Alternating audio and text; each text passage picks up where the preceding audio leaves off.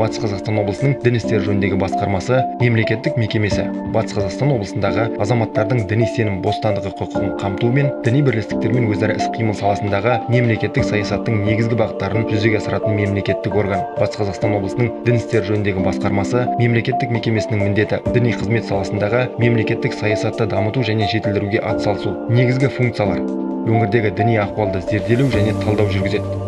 Өкілетті органға Қазақстан Республикасының діни қызмет және діни бірлестіктер туралы заңын жетілдіру туралы ұсыныс енгізе алады. Діни қызмет саласындағы мемлекеттік саясатты іске асырады. Құқық қорғау органдарына Қазақстан Республикасының діни қызмет және діни бірлестіктер туралы заңын бұзған жеке және заңды тұлғалардың қызметіне тыйым салу туралы ұсыныс енгізе алады. Құқық қорғау органдарына Қазақстан Республикасының діни қызмет және діни бірлестіктер туралы заңының бұзылуына байланысты жеке және заңды тұлғалардың өтініштерін қарайды. Жергілікті деңгейде өз құзыретіне кіретін мәселелер бойынша түсіндіру жұмысын жүргізеді. Миссионерлік қызметті жүргізетін тұлғаларды тіркейді.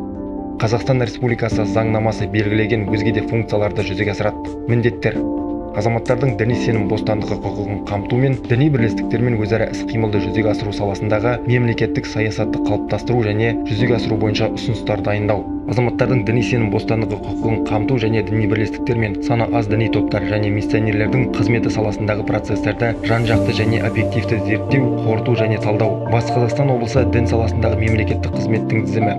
Миссионерлік қызметті жүзеге асыратын тұлғаларды тіркеуді және қайта тіркеуді жүргізу. Діни әдебиетті және діни мазмұндағы өзге де ақпараттық материалдарды, діни мақсаттағы заттарды тарату үшін арнайы тұрақты үй-жайларды орналастыруға келісім беру туралы шешім береді. Діни іс-шараларды өткізуге арналған үй-жайларды ғибадат нысандарынан тыс жерде орналастыруға келісім беру туралы шешім береді. Ғибадат үйлерінің құрылысына келісім беру және орналасатын жерін анықтау. Ғимараттарды ғибадат үйлері етіп қайта бейімдеу туралы шешім беру.